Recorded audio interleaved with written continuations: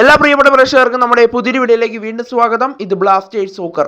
കേരള ബ്ലാസ്റ്റേഴ്സിന്റെ ഡ്യൂറൻ കപ്പിന്റെ സ്ക്വാഡ് ഇതുവരെയായിട്ടും പുറത്തേക്ക് വന്നിട്ടില്ല. എന്നാൽ ബ്ലാസ്റ്റേഴ്സിന്റെ ഡ്യൂറൻ കപ്പിനുള്ള സ്ക്വാഡ് രജിസ്ട്രേഷൻ ചെയ്തിരിക്കുന്ന താരങ്ങളുടെ പട്ടിക ഇപ്പോൾ പുറത്തേക്ക് വന്നിട്ടുണ്ട്.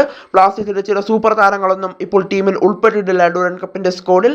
എന്നാൽ നമുക്കിത് പരിശോധിച്ച് നോക്കാം. ബ്ലാസ്റ്റേഴ്സിന്റെ ഡ്യൂറൻ കപ്പിന്റെ സ്ക്വാഡിൽ രജിസ്റ്റർ ചെയ്തേക്കുന്ന താരങ്ങളുടെ പട്ടിക ഒന്ന് പരിശോധിച്ച് നോക്കുകയാണെങ്കിൽ കേരള ബ്ലാസ്റ്റേഴ്സിന്റെ ഗോൾ കീപ്പറായി നോറ ഫെർണാണ്ടസ് ഉണ്ടാകും. ഫസ്റ്റ് ഗോൾ കീപ്പറായി നോറ ഫെർണാണ്ടസ് ഉണ്ടാകും. അതുപോലെ തന്നെ ഡിഫൻസിലേക്ക് എത്തുമ്പോൾ സന്ദീപ് സിംഗ് ഉണ്ടാകും.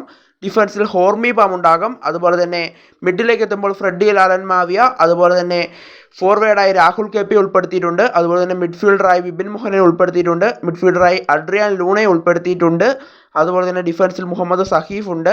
മിഡിൽ ഡാനിഷ് ഫറൂഖ് ഉണ്ട്. അതുപോലെ തന്നെ ഫോർവേഡായി ക്വാമെ പെപ്രയുണ്ട്. അതുപോലെ തന്നെ ഡിഫൻസിൽ മിലോസ് ലുൻസിച്ച്, അതുപോലെ തന്നെ മിഡായി സൗരവ് മണ്ഡൽ, മിഡിൽ കളിക്കുന്ന ബ്രൈസ് മിറാണ്ട, അതുപോലെ തന്നെ ഫോർവേഡായി മുഹമ്മദ് ഐമൻ, സെൻറ്റർ ബാക്കായി പ്രീതം കോട്ടാൽ, അതുപോലെ തന്നെ ഗോൾ കീപ്പറായി മുഹമ്മദ് അർബാസ് ഉണ്ട് സെക്കൻഡ് ഗോൾ കീപ്പറായി. അതുപോലെ തന്നെ മിഡിലേക്ക് എത്തുമ്പോൾ ബിഗാഡ് സിംഗ്, ഫോർവേഡായി ഇഷാൻ പണ്ഡിത, ഡിഫൻസിൽ ഐവാൻ ഡോഹ്ലിംഗ്, അതുപോലെ തന്നെ തേർഡ് ഗോൾ കീപ്പറായി സോംകുമാർ, അതുപോലെ തന്നെ മിഡ്ഫീൽഡറായി മുഹമ്മദ് അസർ, അതുപോലെ തന്നെ ഫോർവേഡായി മുഹമ്മദ് അജിസൽ, അതുപോലെ തന്നെ ഫോർവേഡായി ശ്രീകുട്ടൻ, അതുപോലെ തന്നെ ഡിഫൻസിൽ നവോച്ച സിംഗ്, ഫോർവേഡായി നോവ സദോയി. ഇതാണ് ഇപ്പോൾ പുറത്തേക്ക് വന്നിരിക്കുന്നത്. എന്തായാലും ബ്ലാസ്റ്റേഴ്സിൻ്റെ ഏകദേശമുള്ള ഒഫീഷ്യൽ ഡ്യൂറൻ കപ്പിൻ്റെ സ്കോറാണിത്. എന്തായാലും ബ്ലാസ്റ്റേഴ്സ് രജിസ്റ്റർ ചെയ്തിരിക്കുന്നത് ഇത്രയും താരങ്ങളെയാണ്.